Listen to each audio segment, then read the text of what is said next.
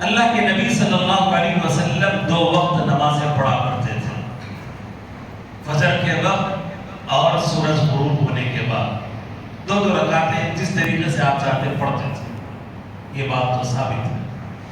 اللہ کے نبی صلی اللہ علیہ وسلم 3 سال تک مستقل خلوت نشین اختیار کی، اور پھر اس کے بعد اللہ کے نبی صلی اللہ علیہ وسلم پر وحی آنا شروع ہوئی، نبوت کا آغاز ہوا۔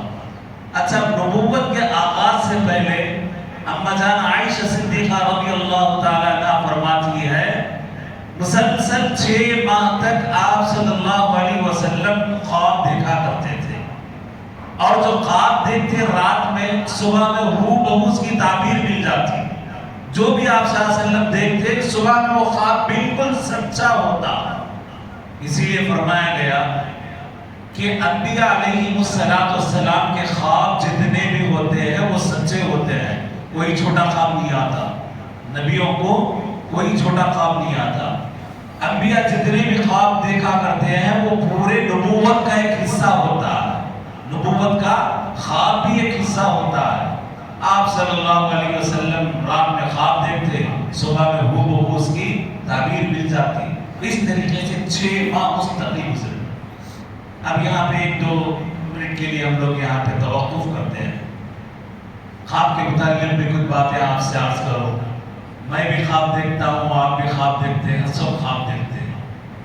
اب خواب کی تعبیر کے لیے بڑی بڑی کتابیں لکھی گئی ہیں۔ علامہ سیرین رحمۃ اللہ علیہ بڑے اس کے امام گزرے ہیں۔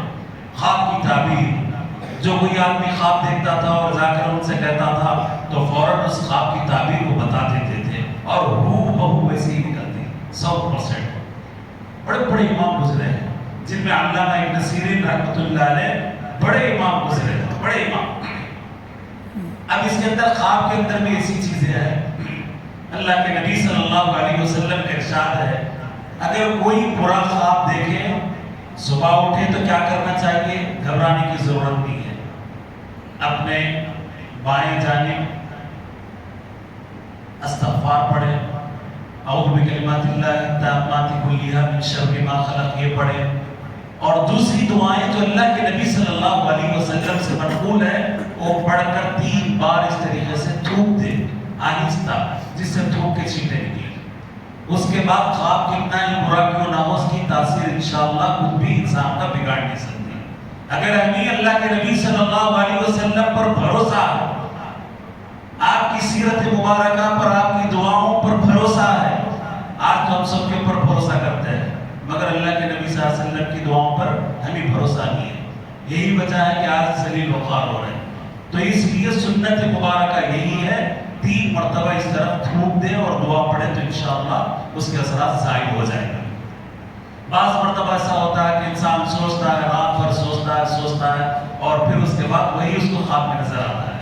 ایک تو یہ، بعض مرتبہ ایسا ہوتا ہے کہ انسان رات میں سونے سے پہلے خوب کھاتا ہے اور پھر جب سوتا ہے تو پھر وہ جو بخارات ہوتے ہیں، مجھ سے اچھا ڈاکٹر حضرات اس کی تشریح کر سکتے ہیں، جو بخارات ہوتے ہیں، جو کھانے پینے کے جو وہ ہوتے ہیں، دماغ تک جاتے ہیں، پھر اس کے بعد وہاں سے خواب شروع ہوتے ہیں۔ آپ ڈاکٹر حضرات سے پوچھیے۔ اس لیے رات میں سونے سے پہلے کھانا تھوڑا کم کھائیں تاکہ تہجد کے لیے اٹھ جائے، تاکہ فجر کی نماز میں آسانی کے ساتھ اٹھ سکے اور اللہ کی عبادت کر سکے۔ اب جو کھانا ہم نے کھایا، جو بخارات ہیں، دماغ کو بھی جاتے ہیں، دل پہ بھی اثر کرتے ہیں، نہ جانے کہاں کہاں اثر کر سکتے ہیں۔ یہ تو ڈاکٹر حضرات، حکیم حضرات اس کی اچھی طریقے سے تشریح کریں گے۔ اور اسی طریقے سے جو خواب ہوتے ہیں، بعض مرتبہ آج ہم نے خواب دیکھا، اچھا خواب، ضروری نہیں ہے کہ وہ خواب پورا ہو۔ بعض مرتبہ 1 مہینے کے بعد خواب پورا ہوتا ہے، تعبیر نکلتی ہے، بعض مرتبہ 6 مہینے کے بعد، بعض مرتبہ 1 سال کے بعد بھی خواب پورا ہوتا ہے۔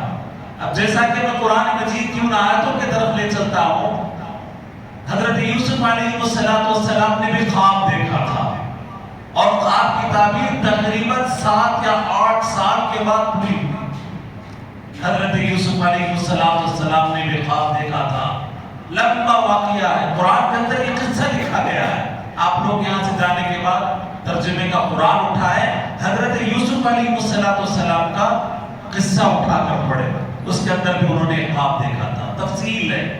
بولنے کا مطلب یہ ہے کہ خواب کی تعبیر کبھی فی الوقت نکلتی ہے، کبھی 6 مہینے کے بعد نکلتی ہے، کبھی 1 سال کے بعد نکلتی ہے، مگر بعض خواب ایسے ہوتے ہیں کہ اس کی کوئی تعبیر نہیں ہوتی ہے، ایسے ہی شیطانی وسوسے ہوتے ہیں. ٹھیک ہے. علامہ ابن سیرین رحمۃ اللہ علیہ کے متعلق لکھا گیا ہے، آپ کے زمانے میں ایک آدمی آیا، آنے کے بعد کہنے لگا کہ امام صاحب میں نے خواب رات میں دیکھا کہ میری چارپائی کے نیچے جو ہے نا آگ کے شعلے بلند ہو رہے ہیں. سخت گرمی کا موسم تھا. علامہ ابن سیرین رحمۃ اللہ علیہ نے کہا کہ جاؤ فوری جاؤ گھر کو خالی کراؤ. تھوڑی دیر کے اندر جب گھر کو خالی کرایا گیا تو واقعتاً اس گھر کے اندر آگ لگ گئی. اس کی ایک خواب کی تعبیر تھی.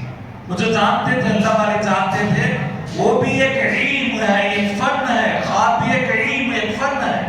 ایسا نہیں کہ آپ خواب صبح میں دیکھیں رات میں دیکھیں صبح کو ہر خیر نتو آئے کوئی بولے، ایسا نہیں بولنا چاہیے. جو خواب کی تعبیر جانتا ہو، اہل علم ہو، اسی کو خواب بتائے، ورنہ خاموش اختیار کرے، اسی کے اندر بہتری ہے. ایسا نہیں کہ خواب دیکھے کہ بھائی ایک پیر زمین میں ہے ایک پیر آسمان میں ہے، تو پھر اگر انہیں بولے گا نہیں میاں ایسے ہی ہوتا ہوگا تو ویسے ہوتا ہو. اگر قبولیت کی گھڑی ہے تو ویسے ہی ہوتا. تو اس لیے اگر برے خواب اگر دیکھیں تو کسی کو نہ بتائیں، جو اہل علم ہے جو تعبیر جان سکتے ہیں ان کو بتائیں. غرض یہ پھر اس کے بعد 1 سال 2 سال کے بعد چند سال کے بعد پھر اور ایک آدمی آیا، آگے پھر سیم خواب ریپیٹ. اس نے کہا کہ دوسرا آدمی ہے، وہ نہیں دوسرا آدمی ہے. آگے کہنے لگا کہ امام صاحب میں یہ دیکھ رہا ہوں کہ میرے چارپائی کے نیچے آگ برس رہی ہے اور آگ کے شعلے آ رہے ہیں. علامہ ابن سیرین نے کہا کہ جاؤ فوراً اس زمین کو کھودنا شروع کرو، اور اس زمین کو کھودا گیا تو وہاں سے خزانہ ملا. اب لوگ حیران پریشان، خواب دیکھنے والا مختلف الگ الگ ہے، خواب دیکھنے والے الگ الگ لوگ ہیں، مگر خواب کے کی دونوں ایک ہی دیکھے. تو اس کے بعد علامہ ابن سیرین رحمۃ اللہ علیہ ارشاد فرماتے ہیں سردی کے موسم کا خواب کی تعبیر الگ ہے، گرما کی الگ ہے. اور وہ جو دیکھنے والا تھا نیک ہے اور جو دیکھنے والا ہے بد ہے. اس کے بھی اثرات ہوتے ہیں، ہر چیز کا اس کے اندر علم ہوتا ہے. اور پھر خواب کی تعبیر کے لیے چاند کی تاریخیں بھی دیکھی جاتی ہے. اسلامی قمری تاریخ کے اندر کون سی رات میں دیکھا، اور خواب کی تعبیر کے اندر یہ بھی دیکھا جاتا ہے صبح شادی سے پہلے جو خواب دیکھا جاتا ہے وہ سچے خواب ہوتے ہیں. ایسا نہیں ہے کہ رات میں فل کھانا کھا لیے ولیمے میں جا کے 1 بجے سے خواب شروع ہوا، اتنا لمبا خواب چل رہا 2 بجے تک، صبح اٹھ کے دیکھیں تو کچھ بھی نہیں ہے. یہ خواب پورے پریشانی کے خواب ہے. ہاں اگر کوئی متقی ہے، نیک ہے، یا کوئی بھی عام آدمی ہے خواب دیکھ رہا ہے صبح شادی سے پہلے، وہ خواب سچے ہوتے ہیں، اس کی تعبیر نہیں کرتی ہے. یہ رہا مختصر خواب کے متعلق. خواب دیکھنا کوئی بری بات نہیں، اچھی بات ہے. اچھے اچھے خواب دیکھیں، اچھی چیزیں جب دیکھیں گے تو انشاءاللہ اچھے خواب آئیں گے. خصوصاً حرمین شریفین کی زیارت کریں، حرمین شریفین کو بار بار دیکھتے رہیں. اللہ کے نبی صلی اللہ علیہ وسلم کی بھی زیارت ہوگی. غرض یہ کہ اچھی چیزیں دیکھیں تو انشاءاللہ خواب بھی اچھے ہوں گے. اگر بری چیزیں دیکھیں گے تو پھر شیطان اور ابلیس کو مسلط کر دیا جائے گا. آگے چلتے ہیں. اللہ کے نبی صلی اللہ علیہ وسلم 40 سال ہونے سے پہلے 6 ماہ تک مستقل آپ کو خواب نظر آتے تھے، اور وہ خواب الحمدللہ پورے کے پورے صبح ہوتے ہی پورے سچے خواب نکلتے تھے. اس کی تعبیر بالکل پوری نکلتی تھی. 6 مہینے سے گزر گئے. اب آپ صلی اللہ علیہ وسلم 40 سال کے ہو گئے، اور یہی لکھا گیا ہے کہ ہر نبی کو 40 سال کی عمر میں نبوت عطا کی گئی. کتنی عمر میں؟ 40 سال. بچپنے میں نہیں، اللہ ماشاءاللہ ایک چھوڑ کے ایک دو کا چھوڑ کے 40 سال کی عمر مبارک میں عموماً جتنے بھی انبیاء ہیں ان کو نبوت عطا کی گئی. اللہ کے نبی صلی اللہ علیہ وسلم پر جو سب سے پہلے وحی نازل ہوئی، اقرأ بسم ربک الذی خلق، اقرأ وربک الاکرم. سب سے پہلے سورہ علق کی ابتدائی آیتیں ہیں اقرأ بسم ربک الذی خلق خلق الانسان من علق اقرأ وربک الاکرم. یہ 4 آیتیں ابتدائی، پارے 30 کی اور سورہ علق کی یہ 4 ابتدائی آیتیں ہیں. اللہ کے نبی صلی اللہ علیہ وسلم ہمیشہ کی طریقے سے غار حرا کے اندر اللہ تعالیٰ کی عبادت کے اندر مشغول تھے. رمضان المبارک کی 21ویں تاریخ تھی. کون سی تاریخ؟ 21ویں تاریخ تھی. کی رات تھی. حضرت جبرائیل امین تشریف فرما ہوئے. آنے کے بعد اللہ کے نبی صلی اللہ علیہ وسلم کو زور سے دبوچا, اپنے سینے سے لگا, اور سینے سے لگانے کے بعد زور سے دبانے کے بعد کہا اقرأ, پڑھیے, اقرأ بسم ربک الذی خلق. اس کے بعد دوسرا ہے, پہلے آپ نے کہا کہ اقرأ, پڑھیے. اللہ کے نبی صلی اللہ علیہ وسلم نے کہا ما انا بقاری, میں پڑھا لکھا نہیں ہوں. پھر اس کے بعد دوسری مرتبہ حضرت جبرائیل امین آتے ہیں, کہتے ہیں, زور سے دباتے ہیں اقرأ. اللہ کے نبی صلی اللہ علیہ وسلم کہتے ہیں ما انا بقاری, میں پڑھا لکھا نہیں ہوں.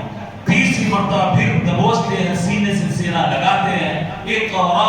اللہ کے نبی صلی اللہ علیہ وسلم پھر وہ آیت دہراتے ہیں اقرأ بسم ربک الذی خلق, اپنے رب کے نام سے پڑھو.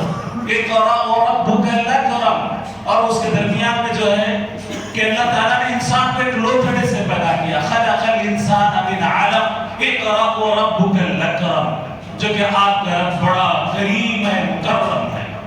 یہ رہا یہاں پہ اللہ کے نبی صلی اللہ علیہ وسلم کو نبی بنایا گیا, نبوت سے سرفراز فرمایا گیا.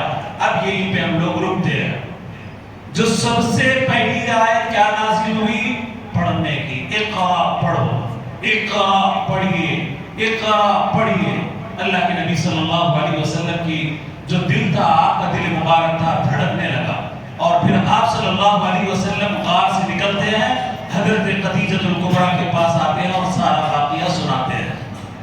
میں نے جبرائیل کو دیکھا اور پھر اس کے بعد اس طریقے سے اب میں خیال کرتا ہوں کہ میں ضائع ہو جاؤں گا, میری جان جائے گی. حضرت خدیجہ الکبریٰ کہتے ہیں کہ اللہ کے نبی صلی اللہ علیہ وسلم, کبھی اللہ تعالیٰ کبھی آپ کو بیکار اور ضائع نہیں کرے گا. آپ یتیموں کے ماما اور ملجا ہے, غریبوں کی دستگیری کرتے ہیں. آپ کو اللہ تعالیٰ کبھی بیکار نہیں کرے گا, ضائع نہیں کرے گا. اور پھر اپنے چچا کے پاس جو کہ ورقہ بن نوفل جس کا نام ہے, عیسیٰ ایک بہت بڑا عالم تھا, اس کے پاس لے جاتے ہیں. واقعہ بڑا تفصیل سے ہے, اب یہاں پہ ہم لوگ رکتے ہیں. آج امت مسلمہ اور خصوصاً ہماری سوسائٹی اور ہمارے معاشرے کے اندر ہمارے بچے, ہمارے جو نوجوان ہیں, ان کی تعلیم کا کیا مسئلہ ہے؟ آج ہمارے بچے ادھورے ہیں, نہ دین کے رہے نہ دنیا کے رہے. تعلیمی اعتبار سے جو مسلمانوں کا جو طبقہ ہے بہت ہی پچھڑا طبقہ ہے, بہت ہی پچھڑا طبقہ ہے. اس لیے ہم نے جتنے بھی صاحب ثروت ہیں وہ آگے آئے. یتیم بچے, جو غریب بچے ہیں, جو نہیں پڑھ سکتے, ان کو آگے بڑھائیں اور پڑھائیں. اس لیے کہ جو تعلیم ایسی ایک چیز ہے جو ہمارا مستقبل طے کرتی ہے. یہ روشنی ہے, علم ایک روشنی ہے, اور اگر جس آدمی کے پاس علم نہیں ہے وہ اندھیرے میں ہے. اب ہم کو خود نہیں معلوم کہ ہمارے باپ دادا کی تاریخ کیا ہے, ہسٹری کیا ہے, ہم کو خود نہیں معلوم ہے. اٹھا کے دیکھیے ایک کتاب ہے جو کہ کوئی مسلمان نہیں لکھا ہے, The Lost History. یہ مسلمان نہیں لکھا ہے, ایک انگریز اس کو لکھا ہے. اس کو تفصیل کے ساتھ پڑھیے, پھر پتا چلے گا کہ مسلمانوں نے کیا کیا دیا ہے اس دنیا کے لیے. ہمیں پتا نہیں ہے ماہر فلکیات کون ہے, بابا بصریات کون ہے.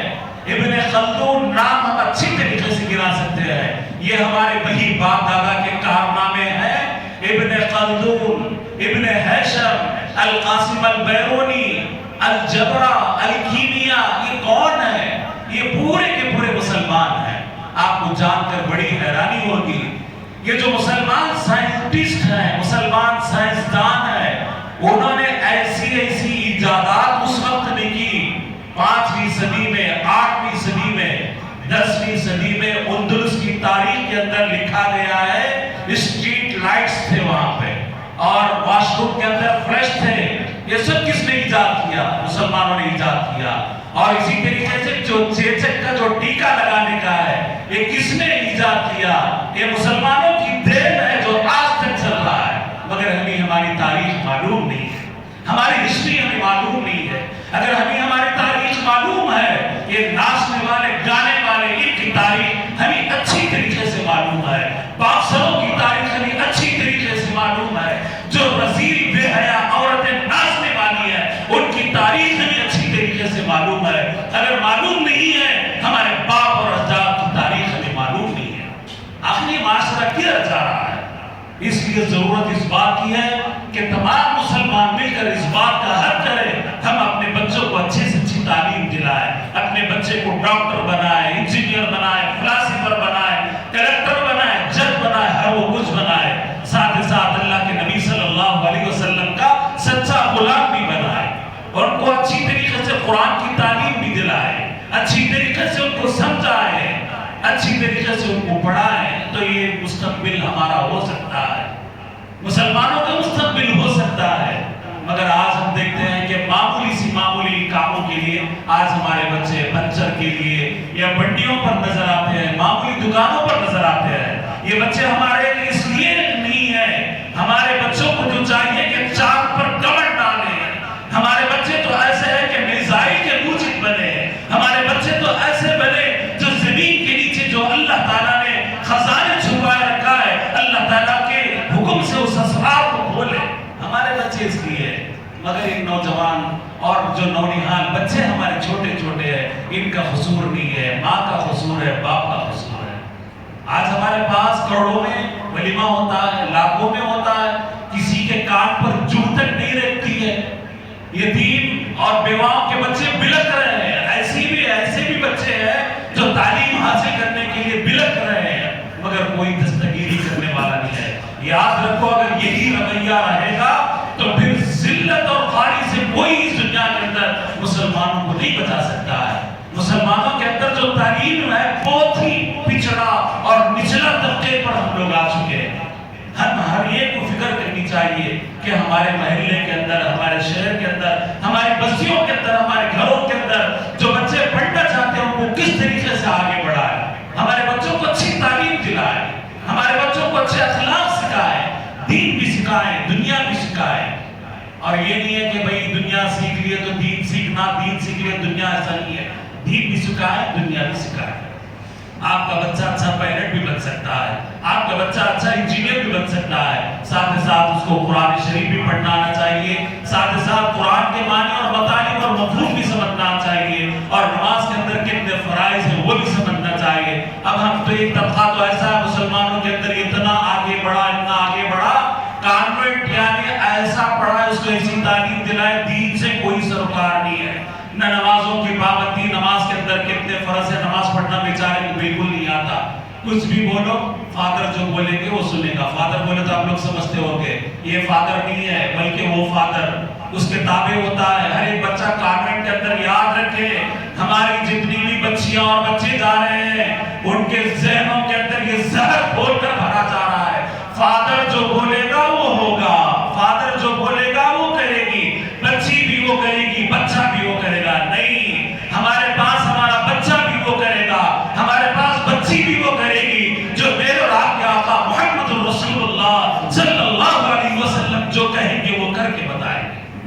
تعلیم ایسی، کانوینٹ ایسی، پڑھائیے آپ انگریزی تعلیم جتنی چاہیے پڑھائیے، مگر بچوں پر کنٹرول رکھیے، بچوں کو سکھائیے، قرآن کی تعلیم سکھائیے، دین کی تعلیم سکھائیے، تو انشاءاللہ ہمارے بچے گمراہ نہیں ہو سکتے، ہمارے بچے بھی کسی اوروں کے ساتھ بھاگ نہیں سکتے، ہماری بچیاں کہیں اور کام نہیں کر سکتی ہے۔ ضرورت اس بات کی ہے کہ ماں اور باپ اس بات کا حل کریں اور کنٹرول کریں ہمارے بچے اور بچیاں کیا پڑھ رہے ہیں، کیا نہیں پڑھ رہے ہیں۔ ایک تو علم ایسا ہے جو ذریعے معاش ہے، ایک تو علم ایسا ہے جو اللہ سے ملاتا ہے، اللہ کے نبی صلی اللہ علیہ وسلم سے جوڑتا ہے۔ ہمیں دونوں علم چاہیے۔ ہمارے باپ دادا جتنے ماہر فلکیات تھے، ماہر بصریات تھے، جراحت کے اندر اٹھا کر دیکھ لیجئے، جرمن یونیورسٹی کے اندر آج بھی وہ مسلمانوں کی کتابیں رکھی ہوئی ہیں جن کے لوگ نمونہ بناتے ہوئے گوروں نے بہت ہی ترقی کی۔ یہ مسلمانوں کی دین ہے۔ جراحت کے اندر ٹانگیں کس طریقے سے لگانا چاہے، آپریشن کس طریقے سے کیا جائے، بے ہوش کس طریقے سے کیا جائے، یہ کوئی اور نہیں، گوروں نے ایجاد نہیں کیا، خدا کی قسم پوری تاریخ اٹھا کر دیکھ لیے، چھان بین کیجیے، یہ مسلمانوں کی دین ہے۔ آسمانوں کے اوپر کیا تھا، زمینوں کے نیچے کیا تھا، اس امت کے مسلمان نوجوانوں نے امامت کی ہے۔ جب تعلیم سے ہم بچھڑ گئے، جب تعلیم سے ہم محروم ہو گئے، پھر وہی ٹھیلا منڈی کے پاس ہمارا مقدر بن چکا، چھوٹے چھوٹے دکانوں کے اندر ہمارا مقدر بن چکا۔ اللہ کے لیے صاحب ثروت آئے، ایسے بچوں کو اٹھائیں جو مستقبل آپ تمام سے گزارش کی جاتی ہے کم سے کم جو صاحب ضرورت ہے ایک ایک بچے اور بچی کی تعلیم کی کفالت کریں. پھر دیکھیں کس طریقے سے ہمارے معاشرے کے اندر، کلچر کے اندر، سوسائٹی کے اندر انقلاب آ سکتا ہے. دعا کیجئے کہ اللہ تعالیٰ مجھے اور آپ تمام کو جو باتیں کہی گئی ہے، سنی گئی ہے، اس پر عمل کرنے کی توفیق عطا فرمائے. جتنے یہاں پہ بڑے حضرات بیٹھے ہوئے ہیں، نوجوان بیمار ہیں، اللہ تعالیٰ